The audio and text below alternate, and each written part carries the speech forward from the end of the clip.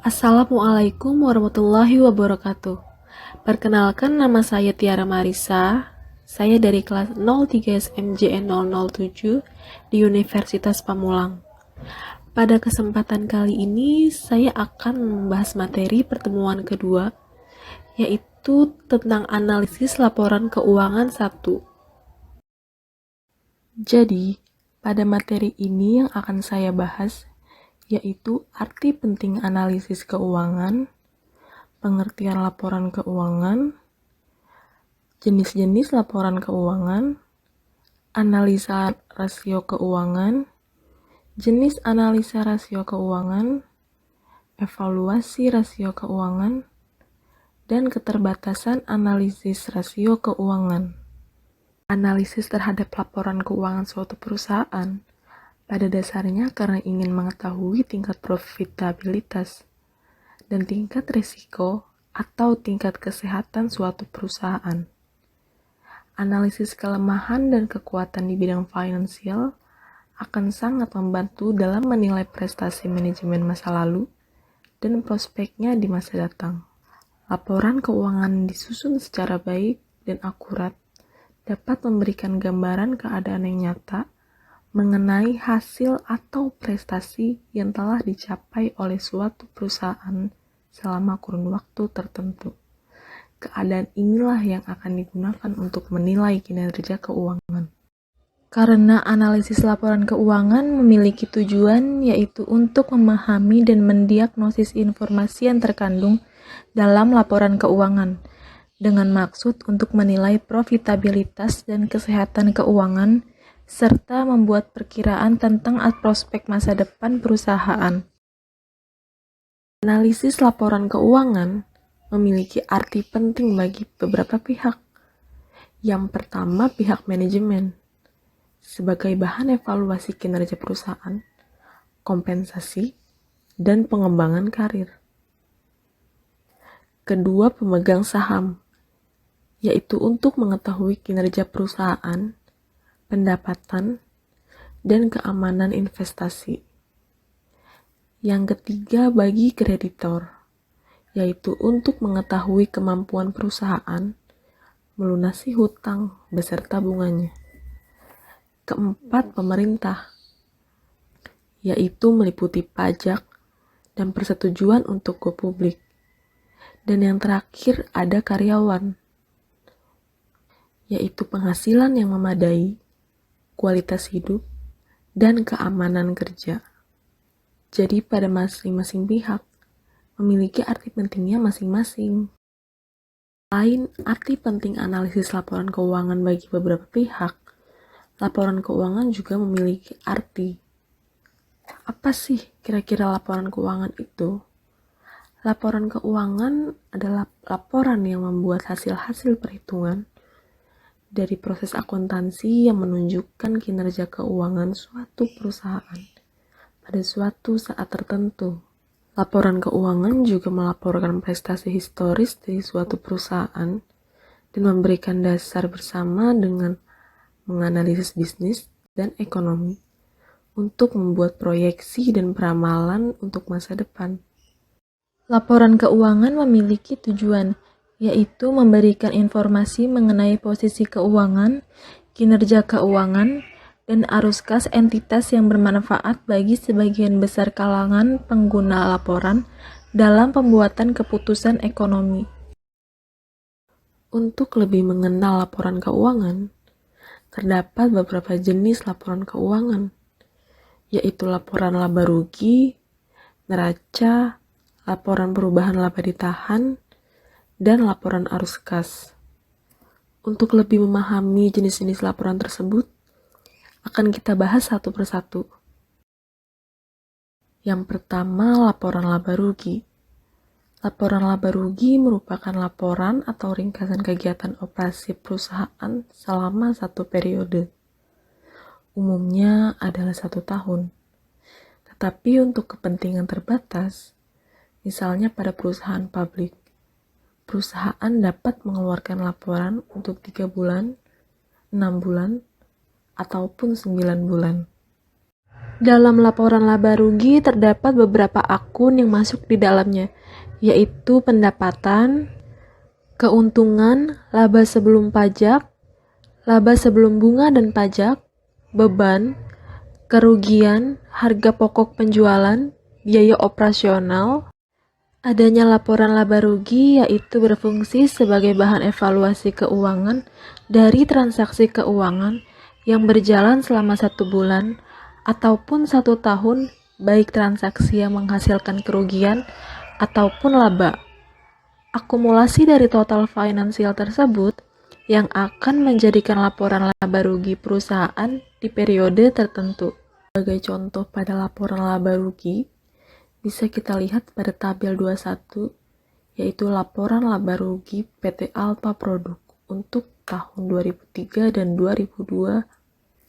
Pada tahun 2003, penerimaan penjualan yang didapatkan yaitu 6 miliar US dollar. Terdapat laba kotor 2 miliar 400 juta yang diperoleh dari penjualan dikurangi harga pokok penjualan. Ini adalah jumlah yang digunakan untuk menutup biaya operasi, biaya finansial, dan pajak. Lalu terdapat laba operasi senilai 567.500.000 rupiah yang diperoleh setelah laba kotor dikurangi biaya operasi. Jadi artinya perusahaan sudah membayar biaya produksi dan biaya penjualan produk. Lalu selanjutnya laba operasi dikurangi pembayaran bunga, diperoleh laba sebelum pajak besarnya 390.600.000 dan laba bersih 235 juta didapat setelah laba sebelum pajak dikurangi pajak. Laba bersih inilah yang menjadi hak atau milik pemegang saham. Selanjutnya juga ada dividen kepada pemegang saham preferred sebesar 8 juta. Menyisakan laba yang menjadi hak pemegang saham biasa sebesar 227 juta. Jika jumlah saham beredar 50 juta lembar, maka laba per lembar saham adalah 4,54. Yang kedua ada neraca. Neraca merupakan ringkasan posisi kekayaan perusahaan pada saat tertentu. Neraca berisi aset atau kekayaan yang dimiliki perusahaan dan sumber dana untuk membiayai aset tersebut yang berasal dari pihak di luar perusahaan dan dari pemegang saham perusahaan. Pada neraca terdapat aset yang terdiri dari current asset dan fixed asset. Pos-pos dalam current asset diharapkan dapat dicairkan menjadi kas dalam 1 tahun. Setelah itu ada liabilities yang terdiri dari current liabilities dan long-term liabilities. Dalam 1 tahun, fixed asset dan long-term liabilities tetap berada dalam perusahaan untuk lebih dari 1 tahun. Lalu ada modal yang merupakan sumber dana yang berasal dari pemilik perusahaan atau pemegang saham dan memiliki umur yang tidak terbatas. Fungsi dibuatkannya neraca yaitu untuk menaksirkan kesehatan keuangan perusahaan, meramalkan keadaan arus kas di masa depan, serta berfungsi untuk menganalisis likuidasi dan fleksibilitas keuangan perusahaan. Yang ketiga, ada laporan perubahan laba ditahan. Laporan perubahan laba ditahan menunjukkan laba yang diperoleh perusahaan dan dividen yang dibayarkan selama 1 periode, sehingga menyebabkan perubahan laba ditahan. Tujuan dibuatkannya laporan perubahan laba ditahan yaitu untuk memberikan informasi mengenai peningkatan atau penurunan modal yang diperoleh perusahaan selama periode pelaporan. Jadi, perusahaan akan mengetahui faktor apa saja yang menyebabkan perubahan modal selama periode akuntansi. Perubahan modal ini dapat digunakan oleh perusahaan untuk mengambil keputusan bisnis. Selain itu, laporan ini dibuat untuk membuat ikhtisar aktiva pembayaran, investasi, dan dana yang sudah dihasilkan dalam 1 periode akuntansi. Pada laporan perubahan laba ditahan, Bisa kita lihat contoh tabel 23, yaitu laporan perubahan laba ditahan alfa produk di tahun 2003. Terdapat laba tahun berjalan sebesar 235 juta, yang menambah saldo laba ditahan awal tahun. Lalu ada pembayaran dividen saham preferen sebesar 8 juta, dan saham biasa sebesar 115 juta, yang mengurangi saldo laba ditahan. Sehingga pada akhir tahun, saldo laba ditahan akan menjadi 1.530 juta. Yang keempat ada laporan arus kas. Laporan arus kas merupakan ringkasan arus kas selama satu periode. Laporan ini menunjukkan perubahan arus kas yang terjadi karena kegiatan operasi, investasi, dan finansial sehingga posisi atau saldo kas berubah. Laporan arus kas digunakan dalam kaitannya dengan laporan keuangan yang lainnya. Laporan arus kas dapat memberikan informasi yang memungkinkan para pemakai untuk mengevaluasi perubahan dalam aktiva bersih perusahaan, struktur keuangan, termasuk likuiditas dan solvabilitas, dan kemampuan untuk mempengaruhi jumlah serta waktu arus kas dalam rangka adaptasi dengan perubahan keadaan dan peluang.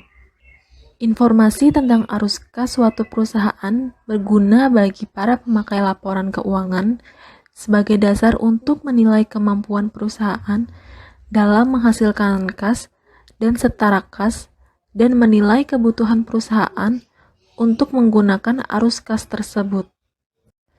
Pada laporan arus kas, dapat kita lihat contoh yang ada di tabel 24, yaitu laporan arus kas alfa produk tahun 2003. Pada tahun berjalannya perusahaan alfa produk, menghasilkan kas dari kegiatan operasi sebesar 5 juta. Kas yang berasal dari kegiatan investasi sebesar 460 juta, dan kas yang berasal dari kegiatan finansial atau pendanaan sebesar 325 juta. Dari sini dapat kita lihat bahwa perusahaan banyak menggunakan kas sehingga terjadi penurunan kas. Kegiatan finansial yang ada tidak mencukupi dan tidak dapat menutup kebutuhan kas sehingga terjadinya penurunan kas. Selanjutnya yang akan kita bahas yaitu analisis rasio keuangan. Analisis rasio keuangan merupakan instrumen analisis prestasi perusahaan yang menjelaskan berbagai hubungan dan indikator keuangan yang ditujukan untuk menunjukkan perubahan dalam kondisi keuangan atau prestasi operasi di masa lalu dan membantu menggambarkan tren pola perubahan tersebut untuk kemudian menunjukkan risiko dan peluang yang melekat pada perusahaan yang bersangkutan. Analisis rasio keuangan bisa digunakan untuk mengetahui hubungan antara berbagai angka pada laporan cash flow, laporan laba rugi, laporan neraca, dan lain-lainnya. Lalu tujuan analisis rasio keuangan untuk menentukan estimasi dan prediksi yang paling mungkin mengenai kondisi dan kinerja perusahaan pada masa yang akan datang. Tujuan dari analisis rasio keuangan dari pihak manajemen keuangan adalah mengevaluasi kinerja perusahaan berdasarkan laporan keuangannya. Berdasarkan sumber analisis, rasio keuangan dapat dibedakan menjadi dua jenis. Yang pertama, perbandingan internal, time series analysis, yaitu membandingkan rasio-rasio finansial perusahaan dari satu periode ke periode lainnya. Yang kedua, perbandingan eksternal, cross-sectional approach, yaitu membandingkan rasio-rasio antara perusahaan satu dengan perusahaan yang lainnya yang sejenis pada saat yang bersamaan atau membandingkannya dengan rasio rata-rata industri pada saat yang sama. Pada analisa rasio keuangan, terdapat jenis rasio laporan keuangan yang dikelompokkan menjadi 4 kelompok rasio. Yang pertama, liquidity ratio, yaitu rasio untuk mengukur kemampuan perusahaan untuk memenuhi kewajiban keuangan jangka pendek tepat pada waktunya. Liquidity ratio yang umum digunakan antara lain Satu, current ratio, yang merupakan alat ukur bagi kemampuan likuiditas, yaitu kemampuan untuk membayar hutang yang segera harus dipenuhi dengan aktiva lancar. Dalam current ratio terdapat formulasi, yaitu current ratio sama dengan current asset per current liabilities. Yang kedua ada quick ratio, yang merupakan alat ukur bagi kemampuan perusahaan untuk membayar hutang yang segera harus dipenuhi dengan aktiva lancar yang lebih liquid. Formulasi dari quick ratio yaitu quick ratio sama dengan current asset dikurang inventory per current liabilities. Selanjutnya, jenis rasio laporan keuangan yang kedua yaitu activity ratio. Activity ratio merupakan alat ukur sejauh mana efektivitas perusahaan dalam menggunakan sumber daya-sumber-dayanya. Rasio-rasio ini antara lain, yang pertama ada receivable turnover, adalah ukuran akuntansi yang digunakan untuk mengukur efektivitas perusahaan dalam mengumpulkan piutang.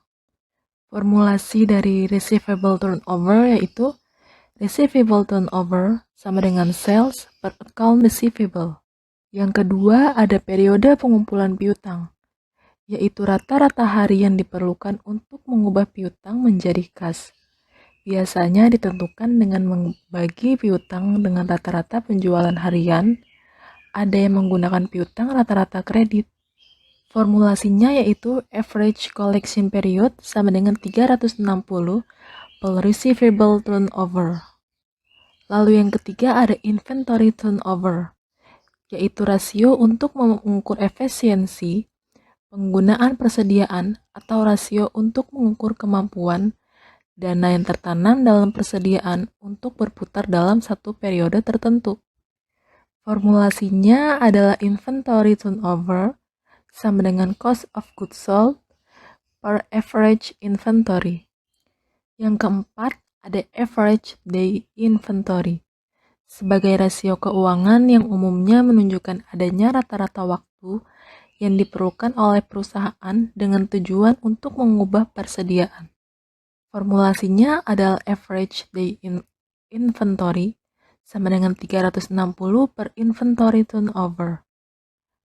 Lalu yang terakhir ada total asset turnover, yaitu rasio untuk mengukur efisiensi pengguna aktiva secara keseluruhan. Formulasinya ada total asset turnover sama dengan sales per total asset.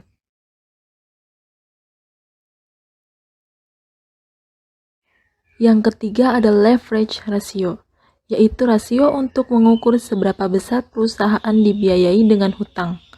Rasio-rasio ini antara lain 1. Debt total asset ratio, yaitu rasio yang menghitung berapa bagian dari keseluruhan kebutuhan dana yang dibiayai dengan hutang.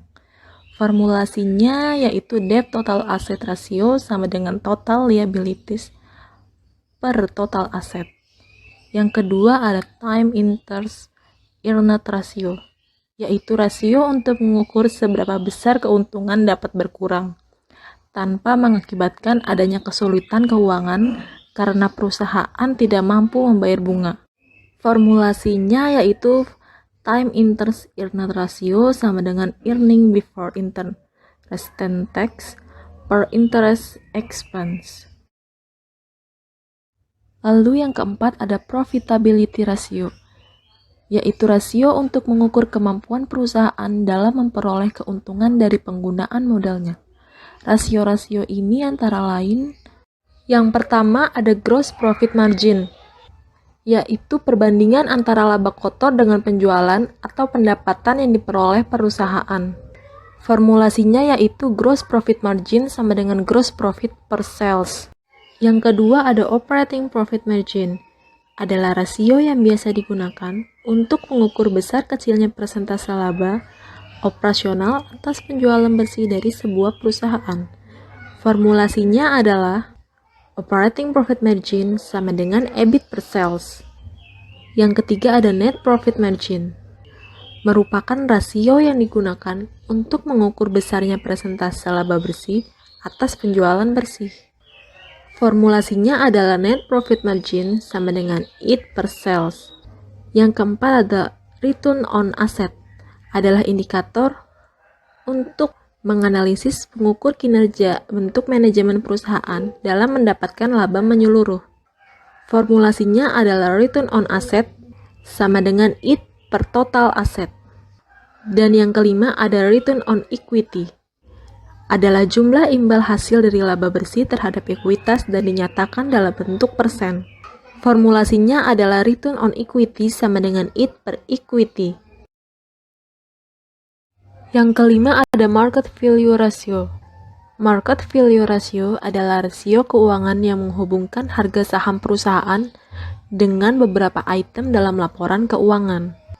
Rasio-rasio ini antara lain, yang pertama ada dividend payout ratio, adalah rasio jumlah total dividen yang dibayarkan kepada pemegang saham terhadap laba bersih perusahaan. Formulasinya adalah dividend payout ratio sama dengan dividen per IP. Yang kedua ada dividend yield, adalah tingkat pengembalian dalam bentuk dividen tunai kepada pemegang saham. Formulasinya adalah dividend yield sama dengan dividen per share per price per share. Yang ketiga ada earning per share, adalah laba bersih perusahaan dibagi jumlah saham beredar, tetapi tidak termasuk treasury stock. Formulasinya adalah earning per share sama dengan IT per number of share outstanding. Yang keempat ada price earning ratio, adalah rasio yang digunakan untuk menilai mahal murahnya saham berdasarkan kemampuan perusahaan menghasilkan laba bersih. Formulasinya yaitu price earning ratio sama dengan price per share per earning per share. Yang kelima ada price book value ratio, adalah rasio yang digunakan untuk menilai apakah harga sebuah saham dari suatu perusahaan termasuk mahal ataupun murah. Formulasinya adalah price book value ratio sama dengan price per share per book value per share. Selanjutnya evaluasi rasio-rasio keuangan. Evaluasi rasio keuangan yaitu sebagai salah satu alat dalam menilai kinerja suatu perusahaan. Evaluasi ini penting dilakukan setiap perusahaan untuk melihat apa saja yang harus diperbaiki. Namun di dalam analisis rasio keuangan juga memiliki keterbatasan. Keterbatasan analisis rasio keuangan meliputi 1.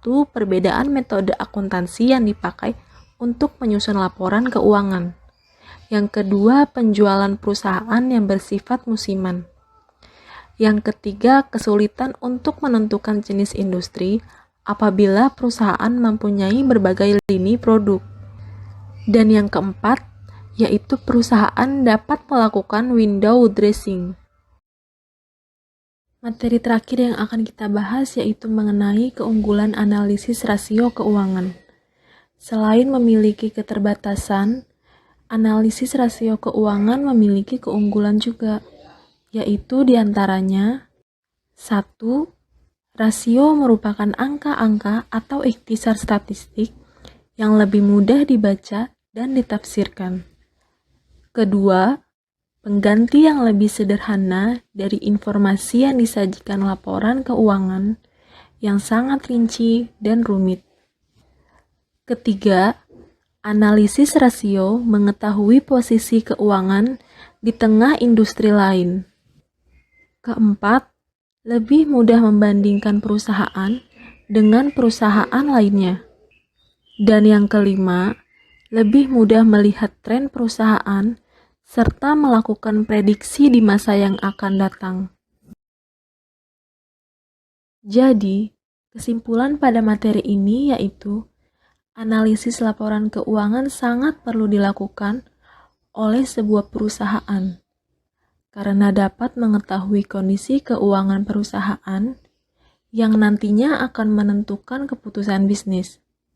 Selain bertujuan untuk mengetahui kondisi keuangan dan menentukan keputusan masa depan perusahaan, tujuan lainnya adalah untuk meyakinkan investor serta dapat digunakan untuk mengetahui besaran pajak yang harus dibayarkan kepada pemerintah sebagai pemungut pajak. Dan secara umum dilihat dari adanya rasio tersebut, perusahaan dapat menjalankan tugasnya secara efektif dan efisien karena rasio-rasio yang menunjukkan meningkatnya kinerja-kinerja perusahaan dalam mengelola sumber dana yang dimilikinya.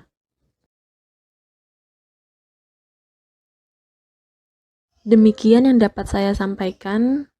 Semoga apa yang saya sampaikan bisa bermanfaat untuk kalian yang mendengarkannya. Jangan lupa like, comment, and subscribe. Kurang lebihnya saya mohon maaf. Wassalamualaikum warahmatullahi wabarakatuh.